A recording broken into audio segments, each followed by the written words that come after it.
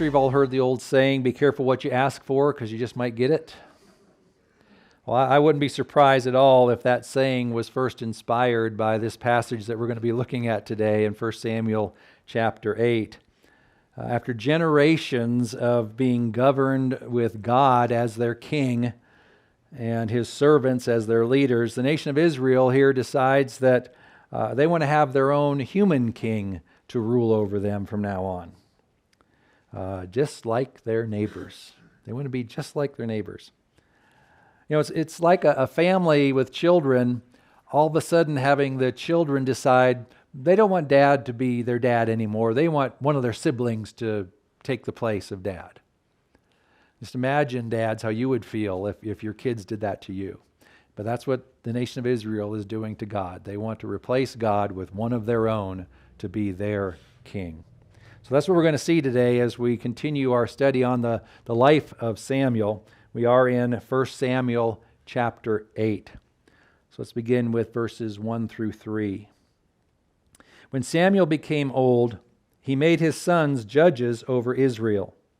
The name of his firstborn son was Joel, and the name of his second, Abijah. They were judges in Beersheba. Yet his sons did not walk in his ways, but turned aside after gain. They took bribes and perverted justice. Well, verse 1 says, when Samuel became old. Well, we're not told exactly how old Samuel is at this point. But what we've seen over just 8 chapters, we've gone from his birth all the way to this point where now he is old, whatever old is. So somewhere along that timeline, he got married and had 2 sons. And the names that Samuel gives his sons have meaning. And we can learn a little bit of what was going on in his life during the time of their birth. His firstborn he named Joel. And Joel means Jehovah is God. And the naming of his firstborn, Joel, or Jehovah is God, may indicate that it was Samuel's way of letting the people know that, hey, Jehovah is God. Remember, they kept straying away. They kept taking the gods of their neighbors, these pagan gods, and in place of the God, Jehovah. So Samuel, as a prophet of God, used the naming of his son, Joel, to remind the nation, hey, no, there's only one God. Jehovah is God. Then he named his second son Abijah, or some translations have it Abiah. But that name means Jehovah is Father.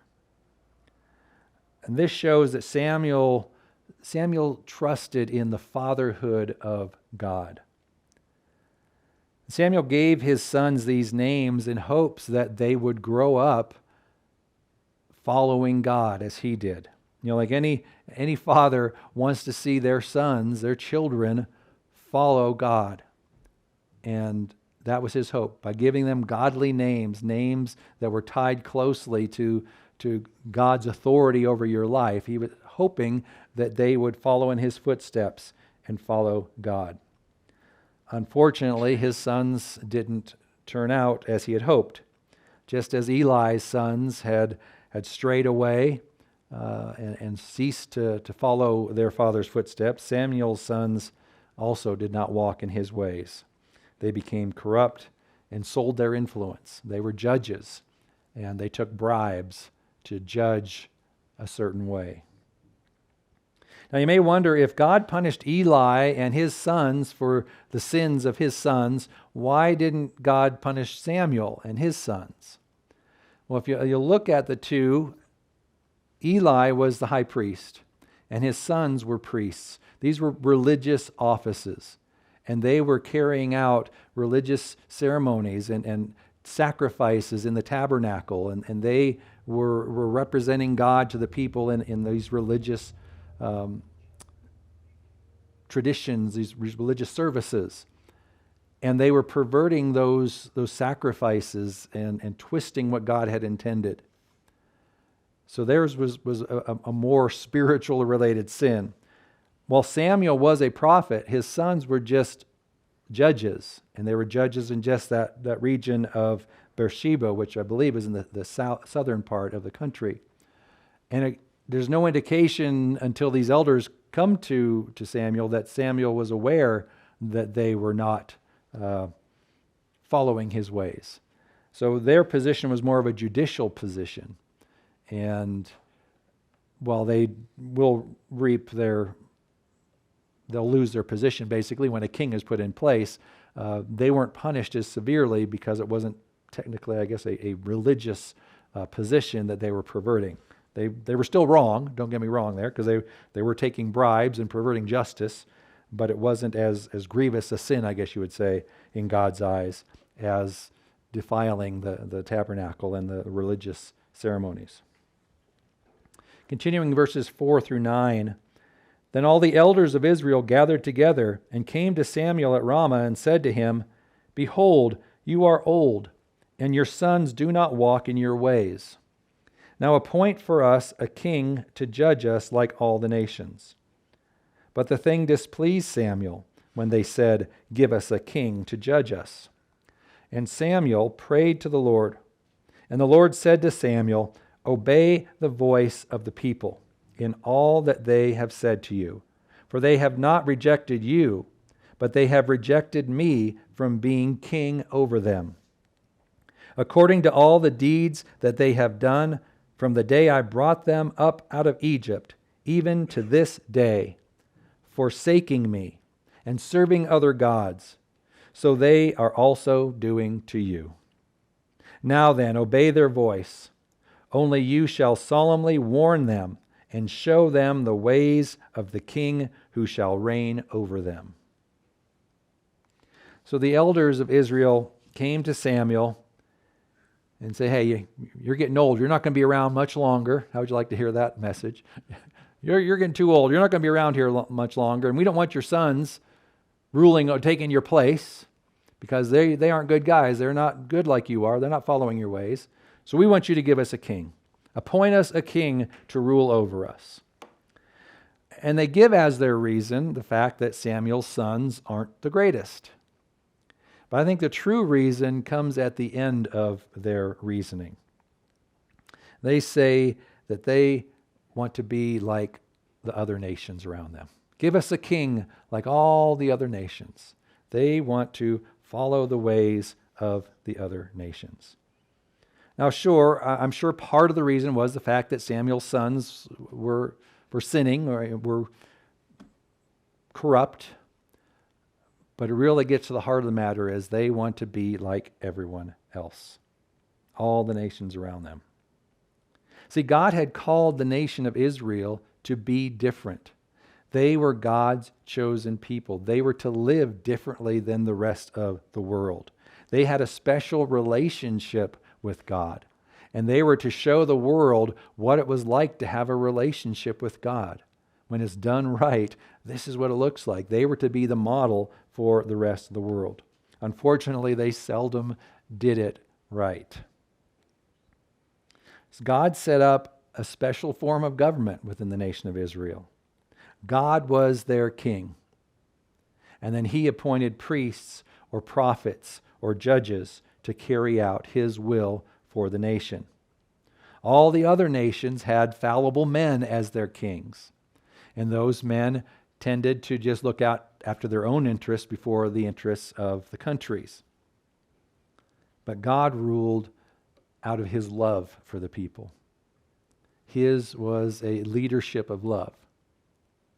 Now, unfortunately, some of the men that he had serving him didn't serve him as they should have, and it tarnished God's reputation in the eyes of the people, till they finally got to the point where they wanted a king, just like all the other countries. They fell for that herd mentality. You know, for some reason, if you're driving through town and you're looking for a restaurant to eat at, which one are you going to pick? The one with the busy parking lot or the empty parking lot? We're going to tend to go to the busy parking lot, right? Oh, that must be better because everyone's going there. So we follow the herd. We go where the crowd goes. You know, our peers have so much influence over us. But God had called them to be different, to be set apart from the rest of the world. God was to be their leader. And it broke Samuel's heart. I'm sure he felt badly that his sons had driven the nation to want somebody other than God to lead them, because God's leaders weren't leading properly. And I'm sure he felt that his family had caused the nation of Israel to reject God, to want their own king. So Samuel takes this problem to God and prays to God, and God says, hey, look, don't worry about it. It's not you they're rejecting me. And then he kind of lays out a brief history of the nation of Israel. Ever since I brought these people out of Egypt, they've been fickle. They've had this adulterous relationship. Sometimes they love me, sometimes they love these other foreign gods, and it's not you, it's them. Don't worry about it. Just do what they say. So God told Samuel to give the people what they desired. Sometimes the worst punishment a parent can give a child is to give them what they're asking for and let them suffer the consequences. When they don't listen, when you tell them, no, that's not good, that's not what's best for you, and they insist, sometimes, all right, go ahead. You're going to have to learn this lesson the hard way. And that's kind of what God does here. He sends Samuel to tell them this is what's going to happen, but then he lets them learn the hard way. Verses 10 through 22. So Samuel told all of the words of the Lord to the people who were asking for a king from him. He said, "These will be the ways of the king who will reign over you. He will take your sons and appoint them to his chariots and to be his horsemen and to run before his chariots. And he will appoint for himself commanders of thousands and commanders of 50s, and some to plow his ground and to reap his harvest, and to make his implements of war and the equipment for his chariots. He will take your daughters to be perfumers and cooks and bakers. He will take the best of your fields and vineyards and olive orchards and give them to his servants. He will take the 10th of your grain and of your vineyard and give it to his officers and to his servants. He will take your male servants and female servants and the best of your young men and your donkeys and put them to his work. He will take the 10th of your flocks, and you shall be his slaves. And in that day you will cry out because of your king, whom you have chosen for yourselves. But the Lord will not answer you in that day."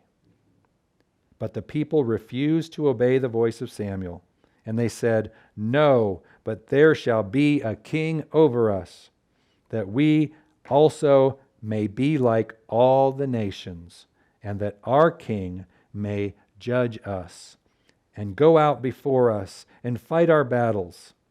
And when Samuel had heard all the words of the people, he repeated them in the ears of the Lord. And the Lord said to Samuel, "Obey their voice and make them a king." Samuel then said to the men of Israel, "Go every man to his city." So even after Samuel tells him exactly what's going to happen, if you really want a king, you got to understand this is what's going to happen.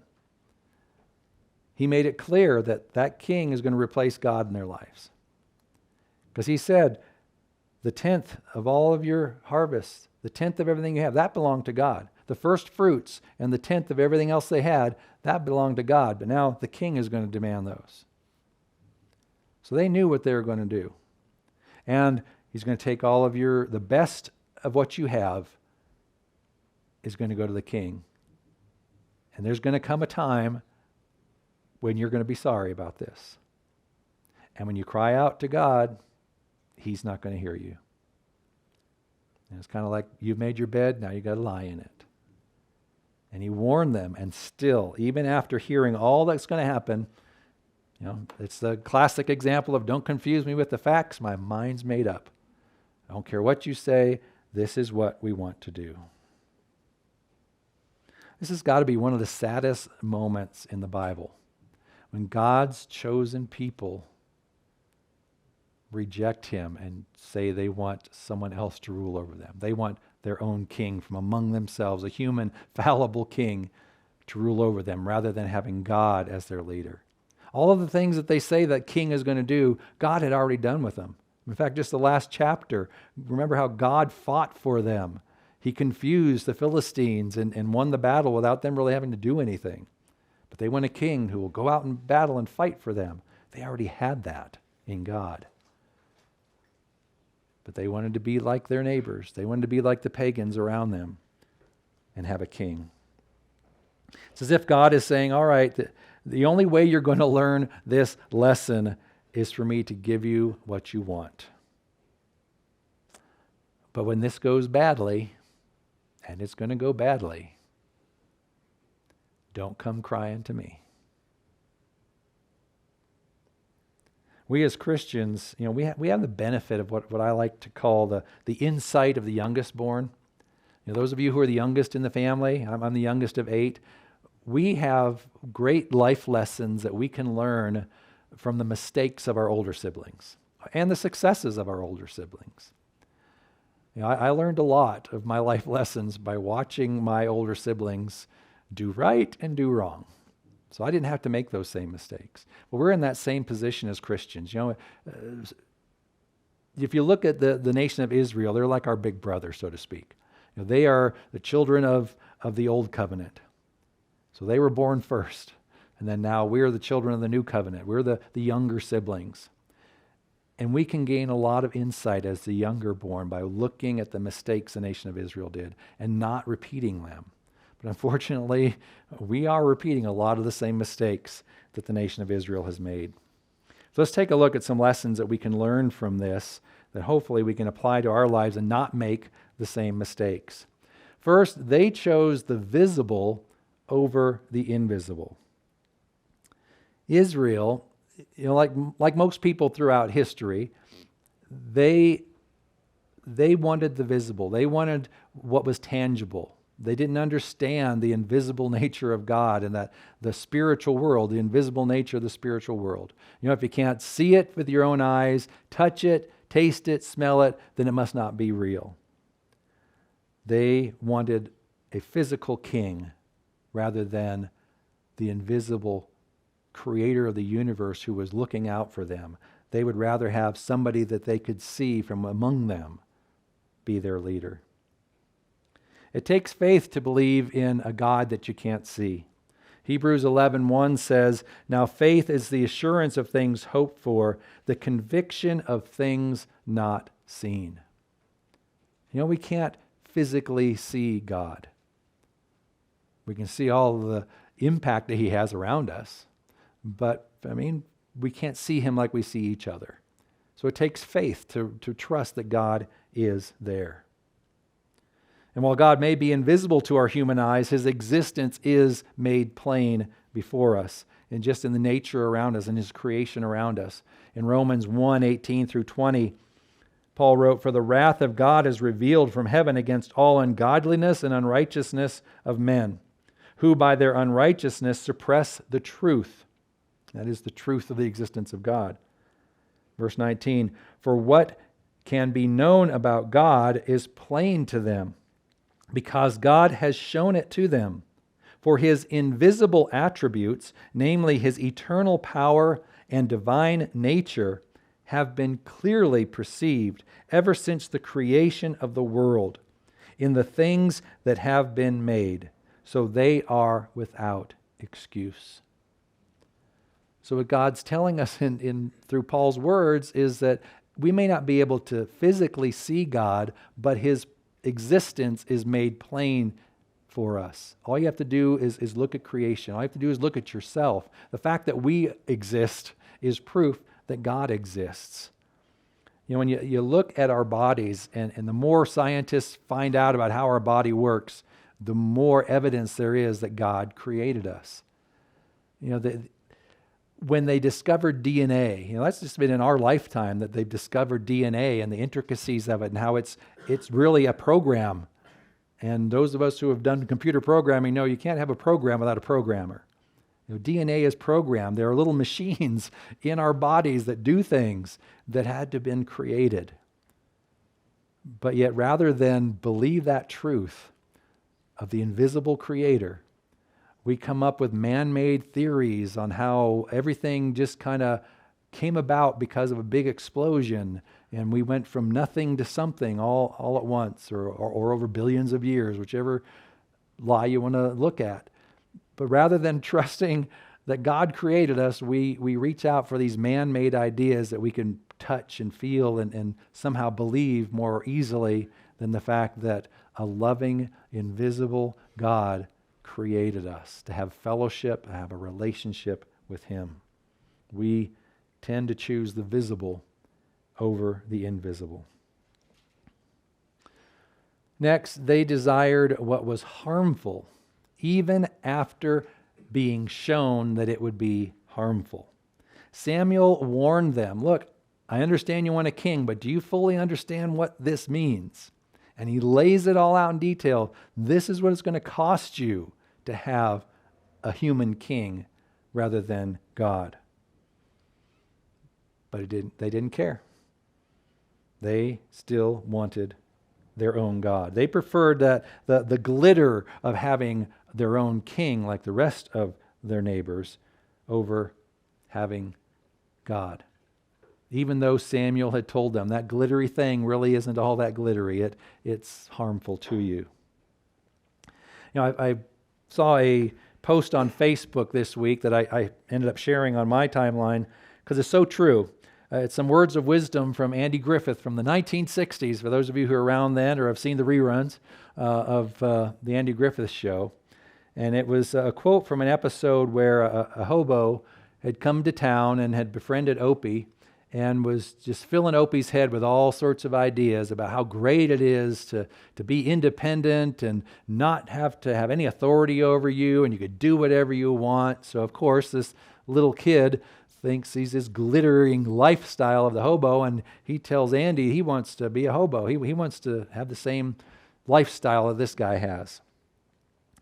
And Andy's trying to talk Opie out of it, and the hobo comes to Andy and says, you need to let Opie decide for himself how he wants to live. And Andy gives these words of wisdom that are so appropriate to us today. He says, no, I'm afraid it don't work that way. You can't let a young'un decide for himself. He'll grab at the first flashy thing with shiny ribbons on it. Then, when he finds out there's a hook in it, it's too late. Wrong ideas come packaged with so much glitter that it's hard to convince them that other things might be better in the long run. All a parent can do is say, wait, trust me, and try to keep temptation away. All too often we go after the glittery, the visible, the thing that looks so enticing without realizing there's a hook inside. And God warns us, you don't want that. But sometimes we go after it anyway. And then we find the hook, and then who do we cry out to? We need to learn from the mistakes of Israel. We need to listen to God and realize that we have a tendency to do that. We have a tendency to go toward the flashy and to the visible. Sometimes it's hard following God's ways. It doesn't seem all that exciting. It's not as showy and flashy. But in the long run, it's what's best for us. The nation of Israel couldn't let go of their flashy desire for a king, even though Samuel told them there was a hook inside. They didn't care. They wanted to be like everyone else. Third, God will sometimes grant our petitions even when they displease Him. In other words, be careful what you ask for, because you might get it. Sometimes God will give us what we ask for. Even though it displeases Him, it's not what He wants for us. It's totally opposite of His will. But to teach us a lesson, sometimes He'll let us have it.